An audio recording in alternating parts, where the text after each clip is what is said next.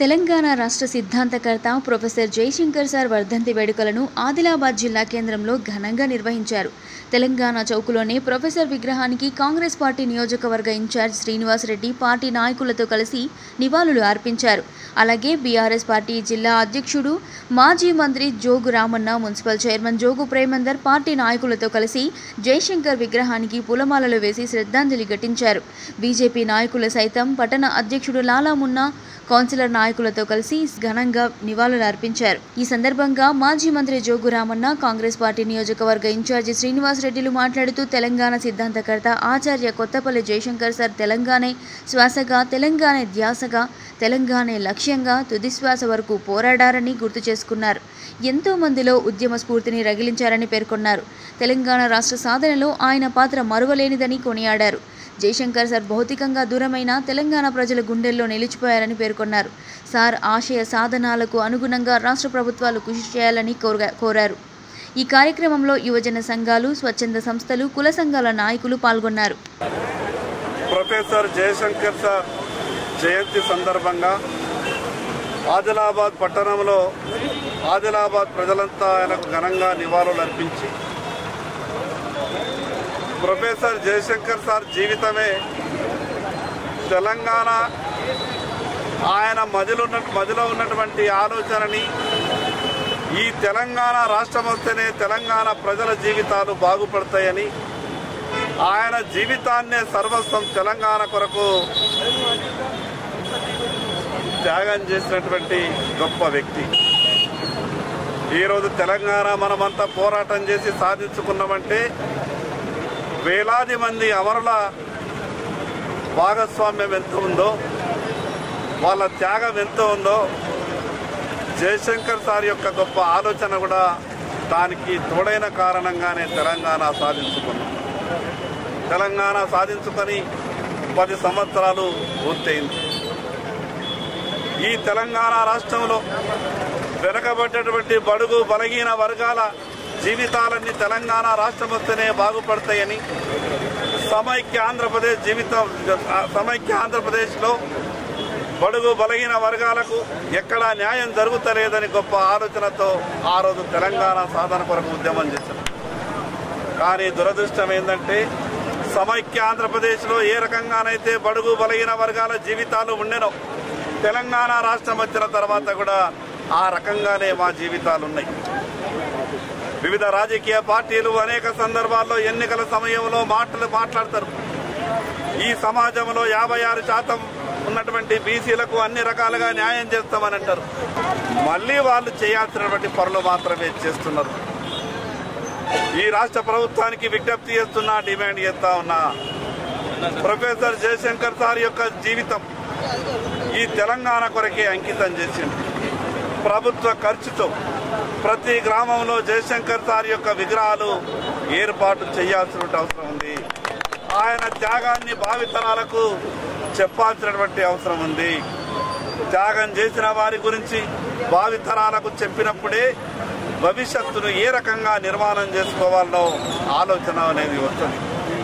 Professor Jayashankar sir యొక్క జీవితం ప్రతి ఒక్కరికి తెలిసే విధంగా, ఎక్కడ చూసామో ఆయన జీవిత చరిత్ర నలుగురికి తెలిసే విధంగా ఉండాలి. మరొక్కసారి ప్రభుత్వానికి విజ్ఞప్తి చేస్తా ఉన్నా, ప్రొఫెసర్ జయశంకర్ సార్ ఆలోచన జోడించి ఈరోజు ప్రధానమంత్రి విశ్వకర్మ యోజన అనే పథకాన్ని ప్రధానమంత్రి నరేంద్ర మోడీ గారు తీసుకొచ్చిన తర్వాత ఈ రాష్ట్ర ప్రభుత్వం దాన్ని పూర్తి స్థాయిలో అమలు చేయాల్సిన అవసరం ఉంది.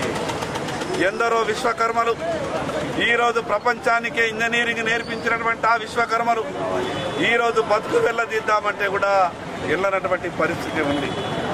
ప్రత్యేకంగా ప్రభుత్వం చొరవ తీసుకోవాల్సిన అవసరం ఉంది. ఆయన త్యాగాన్ని గుర్తించాల్సిన అవసరం ఉంది. మరొక్కసారి ప్రొఫెసర్ జయశంకర్ సార్ జయంతి జాతిపిత, తెలంగాణ సిద్ధాంతకర్త, మరి టీఆర్ఎస్ పార్టీ స్థాపనలో కేసీఆర్ గారికి ఒక గురువుగా వివరించినటువంటి ప్రొఫెసర్ జయశంకర్ గారి జయంతి సందర్భంగా మా టీఆర్ఎస్ పార్టీ తరఫున ఆయనకి ఘనంగా నివాళులు అర్పించడం జరిగింది.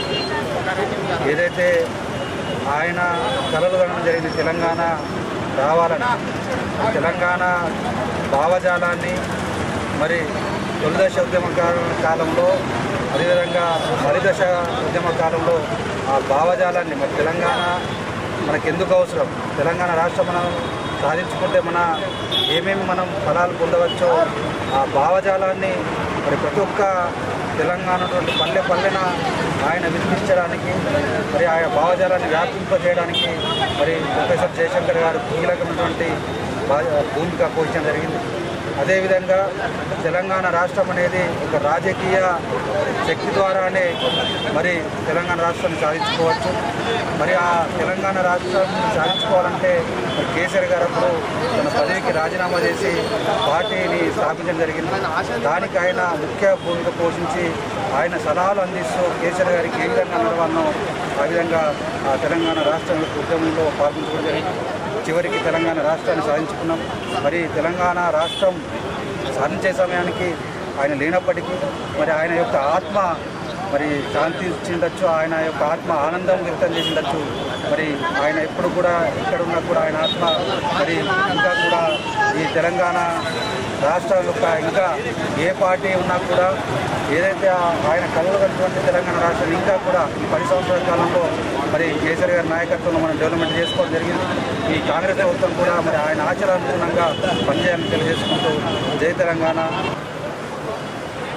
ఈరోజు తెలంగాణ జాతిపిత తెలంగాణ కోసం తన జీవితాన్నే త్యాగం చేసి ఆజన్మ బ్రహ్మచారిగా ఉంటూ తన ఆస్తిపాస్తులు కానీ తను సంపాదించిన ప్రతి రూపాయి కూడా తెలంగాణ రాష్ట్ర సాధన కోసం నిరంతరం త్యాగం చేసి మనల్ని విడిచి వెళ్ళిపోయినటువంటి ప్రొఫెసర్ జయశంకర్ గారి 90వ జయంతి సందర్భంగా వారికి ఘన నివాళులు అర్పించడం జరిగింది.